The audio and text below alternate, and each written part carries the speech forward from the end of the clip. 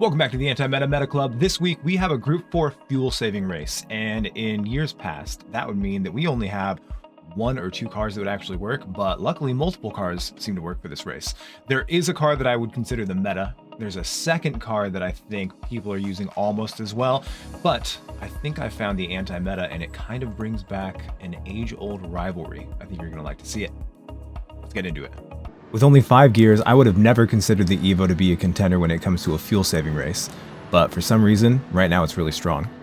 This is made extra special by the fact that its main rival, the WRX, happens to be the meta car this week, so I was really happy to select this as our anti-meta car. When it comes to just raw speed, the F-Type seems to be the meta for the leaderboard.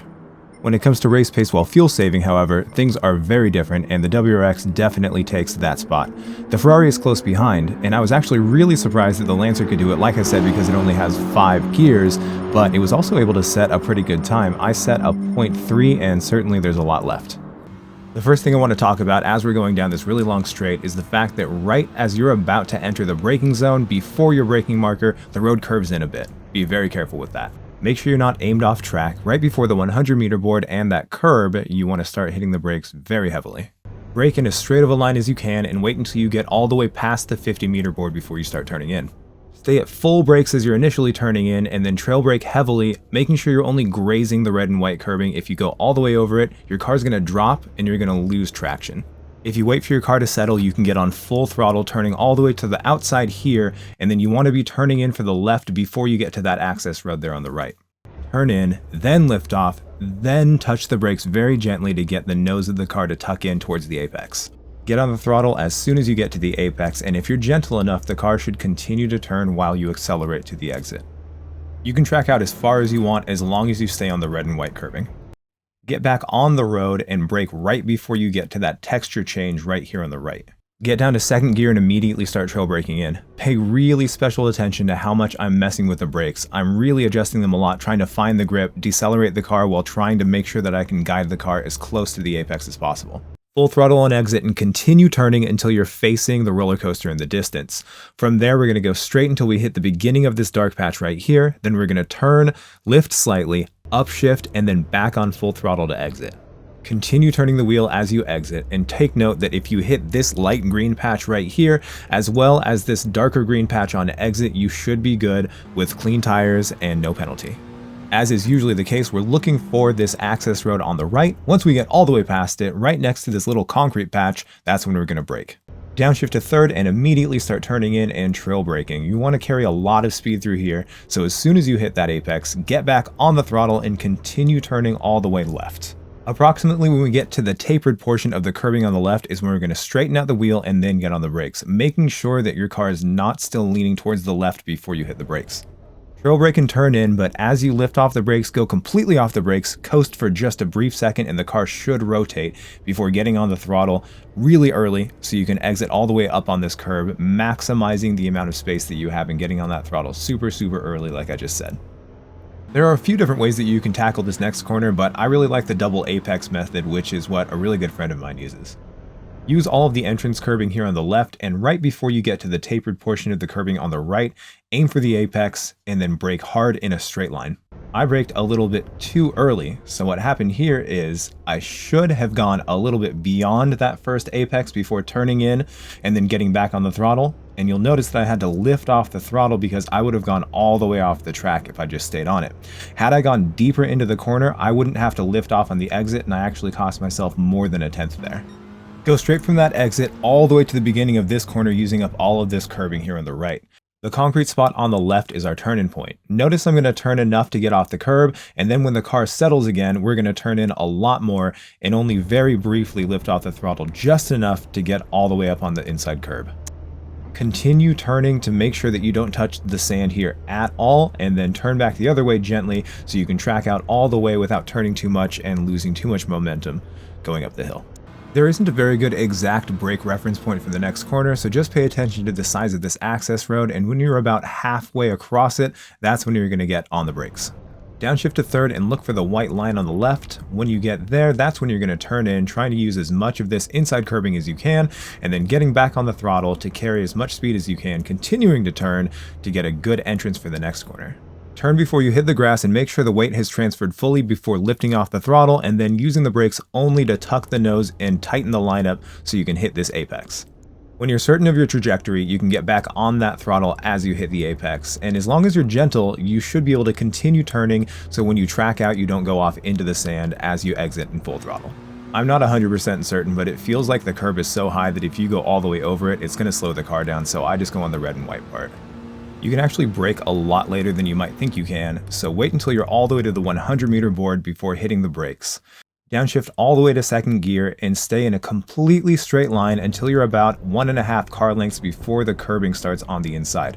Get off the brakes as early as you can, up to third gear, and as soon as you know that you can go straight between the two corners, get back on the throttle. Making sure you're turning to the right and transferring all the weight before you hit this second curb will ensure that you don't go off into the grass and you continue steering your car all the way to the exit. Get yourself all the way up on the high part of the curb and look for this cone here on the inside. Brake and turn in when you get to that cone, but be very wary of the fact that when the car comes off of that curbing, it's going to rebalance itself, and when it's settled again, then you can start turning in. I like to get to second gear, continue to turn in, and then get fully on the throttle once I hit the apex, making sure that I'm not going to run all the way off the track here. If you go too wide, you can completely ruin your lap, and you don't want to do that, but still you want to be brave enough that you're carrying a lot of speed on the exit. Alright, let's look at full speed. Like I said during the breakdown, you have to be really wary of the fact that the track kind of turns in right at the braking point, but because of Gran Turismo's really magical ABS, you can steer just a little bit as you're fully on the brakes without having to worry about understeer at all. Cutting T1 can make the car really unstable, so when you get on the throttle, it'll make the car slide either under or oversteer. Make sure that you're fully transferring the weight on this corner before you lift off and before you touch the brakes. You want to sacrifice the exit of this first left-hander, just so you can set up a really good exit for this right-hander. The track limits here are kind of ridiculous, but knowing how far you can push it can really save you a lot of time. It's rare, but I've had a case where I got dirty tires from going too wide but didn't get a penalty, so it's kind of strange. This left and right sequence is a really fine balance between keeping up enough speed and also being able to go far enough left so that you can get a really good exit for this right-hander, because since this exit is much longer than the exit for the left-hander, it's much more important. But slowing down too much for that left-hander can result in really slow lap times. As I mentioned in the breakdown, I actually braked too early, so I apexed that second apex too early and I had to lift off the throttle. It cost me at least a tenth, and if you consider how long this almost straight and full throttle section is, well, it probably cost me maybe 2/10 by the end of it, if not more.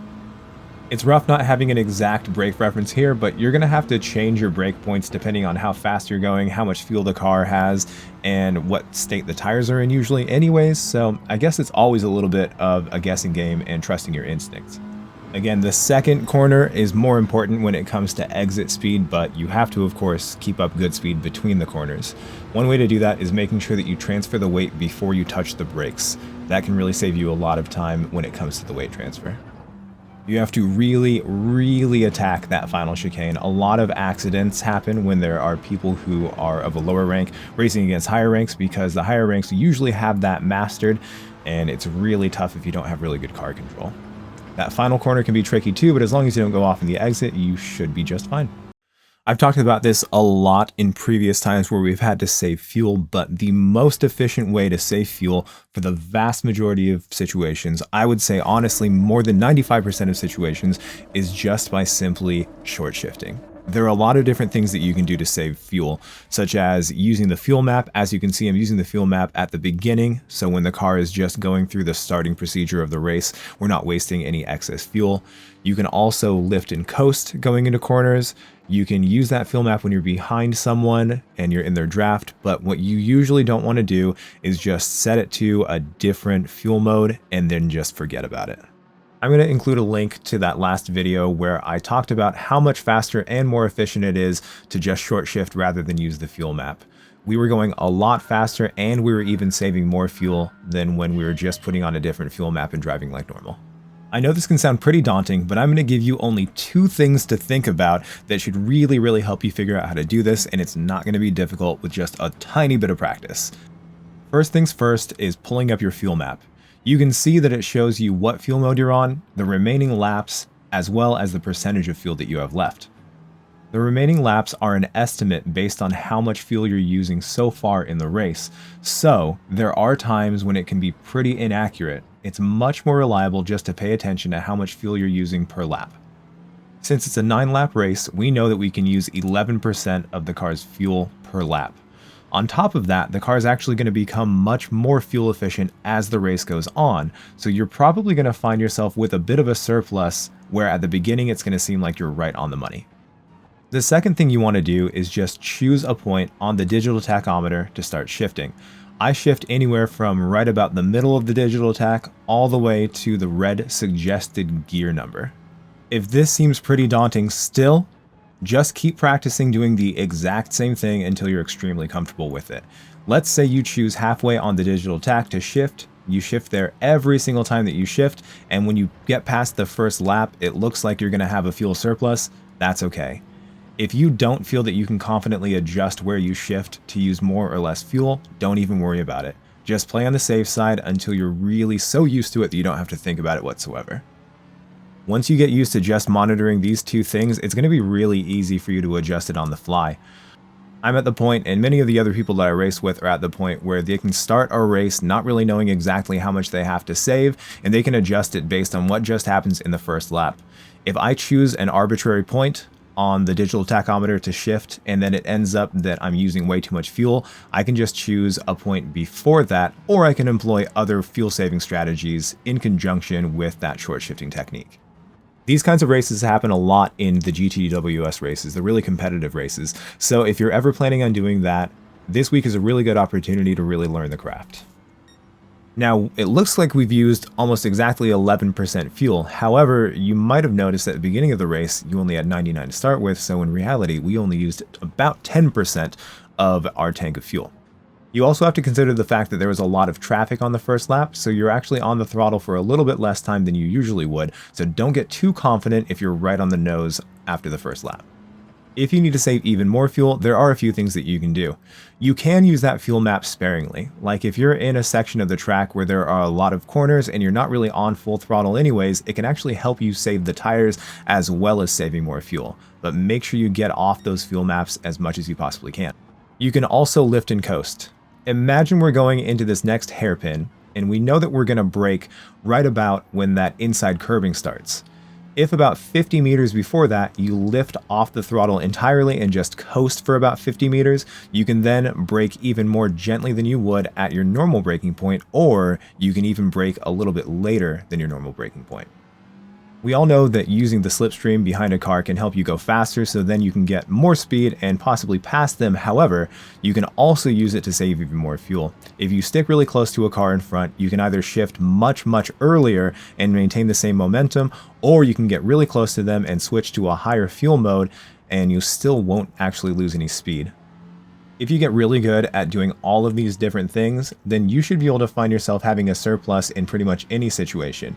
If you and an equally skilled driver are battling and you stay behind them and employ all those different techniques while using their slipstream, then you're going to have a massive fuel advantage and you'll be able to use a lot more power to pass them later on in the race. You'll notice that I'm going for a pass right here. The person who I'm passing, it looked like he was actually signaling to pull over, so it didn't seem like he was the best candidate for me to want to try to use those techniques to save even more fuel, especially considering the fact that the rest of the people, the entire front pack was pulling away. What I wanted to do then was instead get past him as fast as I could and then go as fast as I could using my true race pace without having to worry about traffic, but also still saving fuel. As you can see, I'm shifting a little bit beyond the halfway measure of the digital tach, which isn't too much, and you can also see that I'm right on the nose again for how much fuel I should be saving, with 78% at the beginning of this lap. There's a bit of a risky move that you can do that I've used in the past with mixed results. Knowing that the person in front is a very fast driver, you may recognize them as Valerio Gallo, B-Racer. Well, if I was able to use a little bit more speed, use a little bit more fuel to catch up and get into his slipstream, then if I could potentially stay with him, I could be saving fuel. However, when it comes to someone like that, I probably wouldn't be able to stick with him without actually spending more fuel than I should use. The only other person I knew in this lobby was Key, and he was way too far ahead to try to do anything like that. So since I knew no one else and I was pretty sure that B-Racer was just going to be able to lose me if I tried to use him for extra fuel saving, I decided just to stick with my plan, continue conserving fuel, while also just hoping that my pace is good enough to catch up to these other people. Sticking with my plan was the right idea because my pace was good enough to catch them just at the end of that lap. And on top of that, I was actually saving even more fuel than I needed to. I was able to catch up to Driftwood, take a second and a half out of my fastest lap, and save so much fuel that I had only used 10% fuel for that last lap. At this point, I really don't know what these guys' true pace is, but the fact that I was able to catch up to them so quickly led me to believe that I was going to be much faster than them. So rather than use them for an attempt at saving even more fuel, especially since we had a little bit of a surplus, I was just going to do what I could to try to get past him as quickly as I possibly could. It's always a really good idea to try to get past someone on the corner exit if you have a much better exit, but I kind of committed to it before knowing what his line would be, and I ended up running right into the back of him. When someone gets an off-track penalty like that and gets the half-second penalty, they usually have dirty tires with it. So I was going to try to sneak past him going into this corner, but he actually slowed down on the exit for that one, so I was able to exit a little bit better, and then using a little bit more fuel than I usually would, I tried to get next to him. It wasn't really working, so I snuck in for some slipstream, and then I was able to get a late braking pass on him, and we made it cleanly. No incident. Trying to get next to someone or trying to ensure that you have really free track and get all the way in front of someone's nose, both of those are situations where you'd want to use some extra fuel. And since we're getting a surplus on pretty much every lap, we're going to have a massive surplus if things stay the same. So I could have actually afforded to use all of the revs and really rev the car out until its optimal shift point. We really lucked out being within the slipstream of the guy ahead, and since we also caught up to him pretty quickly, I thought I should be really aggressive when trying to pass him as well. I could have used a little bit more fuel to ensure that I could make an attempt on passing him going into the chicane, but the chicane's actually pretty dangerous, so I figured that what I would try to do is just continue saving fuel, get as close to him as possible, and then try to make a pass going into the next corner or on the next straight. Since he made a bit of a mistake going through the chicane, I couldn't pass up the opportunity to try to make a move, even though he was going to have slipstream going into this next long straight. Since he was very clearly going to be behind me for the entirety of that straight, I wanted to make it really clear that I was planning on defending, so I went really far to the inside, and he didn't even follow.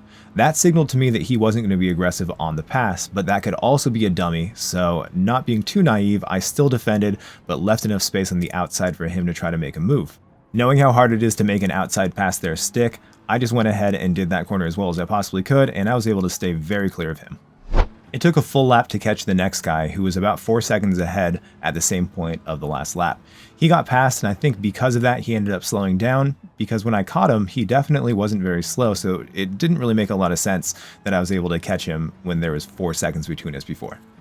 An interesting thing in these races is a lot of people will actually save too much fuel, or they'll save it so they can make really good defense moves, and it looks like he probably did exactly that. Closing in on him pretty quickly, he took a mildly defensive position, so I knew that my work was going to be cut out for me. I caught him at just the perfect time though, so when we got onto this straight and he made that mistake, I decided I was going to go for the move.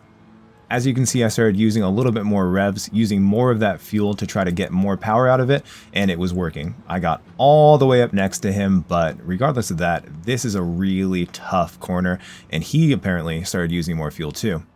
He did that thing where he braked but then lifted off the brakes, and so he was right next to me. Going into that corner, he didn't give me exactly as much space as I would have liked, but it wasn't really egregious, so I thought, okay, he's just going to defend really tough. I'm guessing right about here he realized how much fuel he had because he started going so much faster than he was going before. For the next almost 2 full laps, he defended on every single corner, but he didn't do anything really egregious, except for maybe the questionable defense when it came to that first chicane, but again, it was just questionable, it wasn't even dirty. As he defended again, I decided to take a much wider line so I was going to be able to get a better exit, but again, he was really good at defending, so he was able to close that off. He didn't close it all the way though, and so I was going to try to sneak right between him and the wall, and then he squeezed me at the last second, so when I tried to go on the outside, I just ran into him. I knew I was much faster and I was going to have to do something absolutely decisive to get past him, so I sold the dummy and then went on the inside. He would have had space, but I think he was just worried about me running into him, so he went too wide, maybe thinking he was going to be able to get past me here, and I just stayed on the apex, and that was pretty much the end of that. As you saw before, I closed in on him pretty quickly when he had a nearly 4-second gap, but I think he was probably using a lot of that fuel surplus that he had built up. You can see from the timing on the right that we weren't going very fast when he was defending every single corner, so I was pretty sure that I was going to be able to be faster than him no matter what, but I had that fuel surplus for a reason, and so I was going to start to use it. With every corner, I got a little bit further away from him, so even if he did have that fuel surplus, mine was going to be able to keep me away from him, and that's pretty much the end of that story. Jumping all the way to the last corner, I was really close to Sean, and I actually had 5% fuel left, which is nearly a half a lap of fuel. So had I known that before, I could have used a lot more fuel to get past that last guy quicker, and then we might have been able to share a podium with Key and B Racer. But that's okay, I still had a good battle with that guy, and that also shows how incredibly good this car is for an anti-meta car when it comes to the fuel saving. Thank you once again for watching my video. If you have not done so, please don't forget to like and subscribe. And coming up, I think I'm going to do an unboxing video for my GTX Vape DD Pro wheel. I'm wearing the hoodie right now. What do you think? Anyways, I love you very much. I'll see you next time.